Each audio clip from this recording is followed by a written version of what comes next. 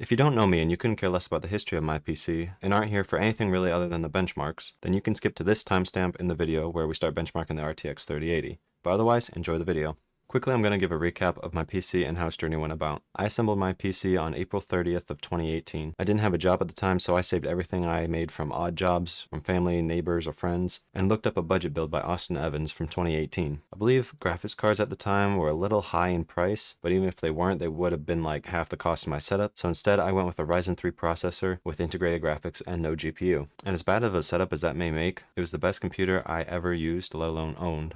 And that's what I had for a while, and never did I think I'd have a reasonably high tier setup. Nevertheless, I started my setup off with an extra large case to keep room for plenty of improvement. So I had this tiny mini motherboard with no GPU inside of this enormous case, just occupying the top left corner as a flat panel against the back of the case with no RGB. Kind of funny to look at, but it would end up being the right call. So obviously this setup wasn't great with my Ryzen 3 processor with integrated graphics, so obviously I wanted to upgrade.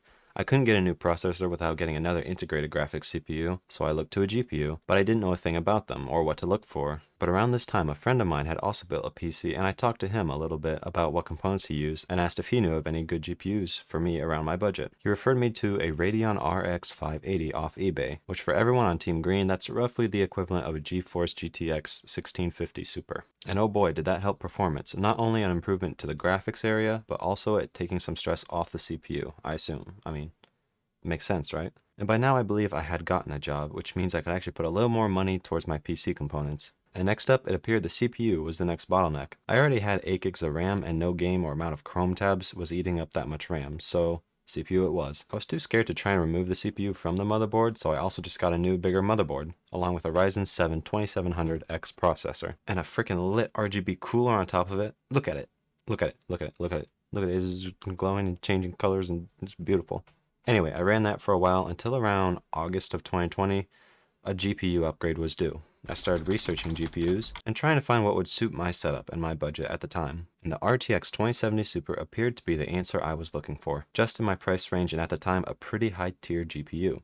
And so on August 31st of 2020, I ordered my desired RTX 2070 Super. But my joy would soon be cut short as the following day, September 1st of 2020, NVIDIA announced the RTX 3000 series, and specifically the RTX 3080 caught my eye. An insanely high-end graphics card for about the price of my previously desired RTX 2070 Super. But not to get too down by this event, as I was able to return my purchase and only lose a little money from the shipping costs. And there I was, waiting for the release of the RTX 3080 on September 17th of 2020. But we all know how that turned out. These incredible graphics cards were almost never available to gamers due to being an incredible new advancement in technology that was so high demand and immediately being scooped up by crypto miners and scalpers taking the cards just to take for the $700 MSRP and sell for thousands and thousands of dollars. And this is still happening a year later, but it's getting a lot better slowly over time. So for a full year, I sat aside and waited for these insane prices to slowly back down to at least near MSRP. But I got real impatient over time and looked back to my RTX 2070 Super, which was also pumped up in price, as when this event came about nearly all graphics cards got their prices inflated to insane heights. Although I was able to find an RTX 3070 Super, again for a reasonable price, I went through with ordering it as I was so tired of waiting for this 3080 that seemed like it was never going to be available. Luckily though, the universe slapped me in the face by canceling this order due to running out of stock and forced me to calm down, regain my patience, and not make stupid decisions. So I continued to deal with my RX 580 till the 3080 was properly available to gamers. During this waiting time, I upgraded my RAM to 32 gigs with some RGB on them, a better CPU, the Ryzen 7 5800X, and also got a new power supply to account for the insane power consumption of the 3080. Still crossing my fingers and hoping that I would get one. And 1 year later, on September 4th of 2021, I ordered an MSI Gaming GeForce RTX 3080. I had wanted a Founders Edition, but those are only sold at Best Buy for MSRP, and since they are MSRP, they are never available. So instead I got an MSI version, since I hear they're quite well known and reliable. I think. I hope so.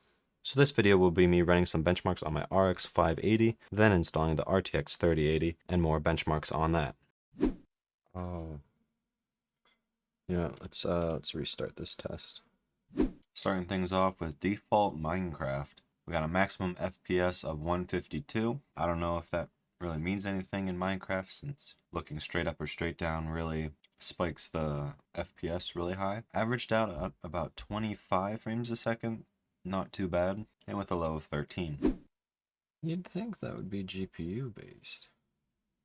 Now Minecraft with Optifine, this one's kind of interesting. We maxed out not as much and the min is way lower, but the average is a little bit higher. Keep in mind that when you have Optifine, the render distance can go up twice as high, and that's what kind of caused this, I feel like. If we ran them both at the same render distance, I'm sure Optifine would completely blow it out of the water. Minecraft with shaders, not really playable. Average of 7 with a high of 28, and the low is about the same as with Optifine. Okay, this isn't actually nearly as bad as I thought it would be. My car do be sparkling. Trackmania maxed out actually runs pretty well, surprisingly. High of 66, average of 44, low of 31. Butter. Absolute butter.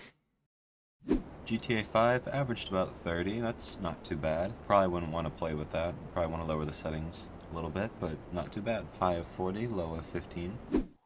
Is this really as good as it gets? Arc averaged about 17, high of 31, low of 13. Actually a fairly optimized game. I was expecting a lot more demand, I guess, from maxed out settings, but that's actually not too bad.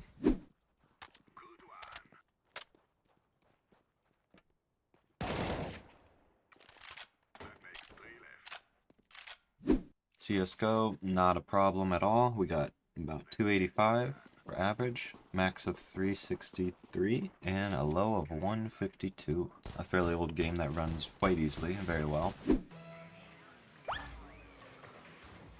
And same kind of goes for Rocket League. Average of 189, a high of 231, and a low of 155. Light work for most any gaming computer.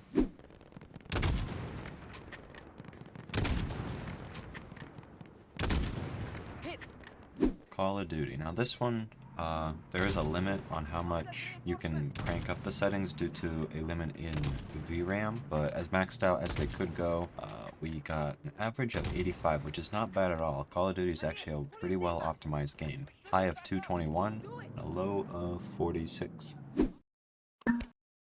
GPU usage really doesn't seem like Minecraft uses too much of that. We'll probably end up getting roughly the same results as far as our benchmark goes. Starting off with Minecraft, didn't see any improvement really. Minecraft is more of a CPU based game. I did expect a little bit of an improvement, but as you can see, the 580 actually pulled ahead here. Probably due to inconsistency in benchmark tests and what I actually did in Minecraft, so not sure how accurate these are, but so far not looking too good. Well, it'll get worse. Optifine, we had a lower maximum, but a higher min and average. Not by too much, but just a little bit.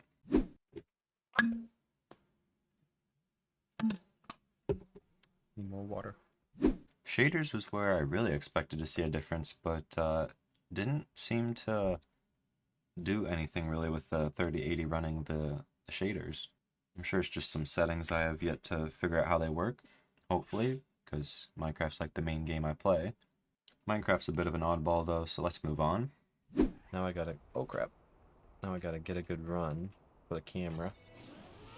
Trackmania, here we go. Everything pretty much tripled. We got an average of 137, a high of just shy of 200, and a low of 94.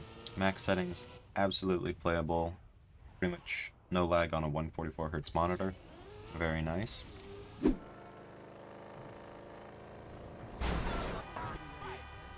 I'm trying to drive.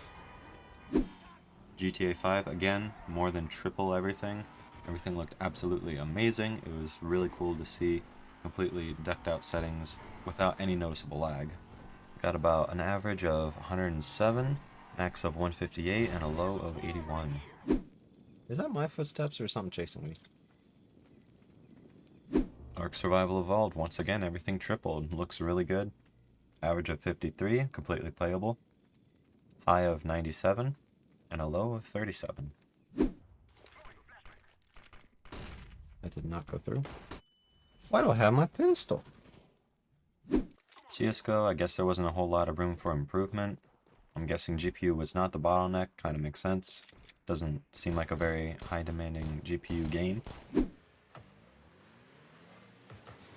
Okay. Rocket League looks like didn't get as much of an improvement. I guess graphics card was not really a bottleneck here either too much. Well, we did get quite a bit of an improvement, but even then, plenty high FPS. Don't mind if I do. That thing was heavy as crap. Protect her with your life. But they look like they're handling it really easily. Call of Duty, and here we got the match settings that we used the same as we did for the 580. Maxed out only a little bit higher at 224. Averaged doubled plus a little more.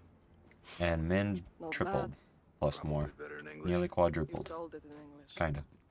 And then when we went back and actually maxed out the settings for the 3080's VRAM, even then, average and min were higher. Max was quite a bit lower, but with an average FPS of 120, that's pretty good. And yeah, that is essentially my journey. PC from 0 to hero, how I got a 3080, and some benchmarks. And yeah, I never really said how much I paid for my RTX 3080. It was not MSRP, and the reason I'm not saying anything is because my parents will probably watch this video, and I don't want them to get mad at me. But yeah, that is going to be the video. Hope you guys enjoyed it. Hope you have yourself a wonderful rest of your day, and I will see you next time. Peace.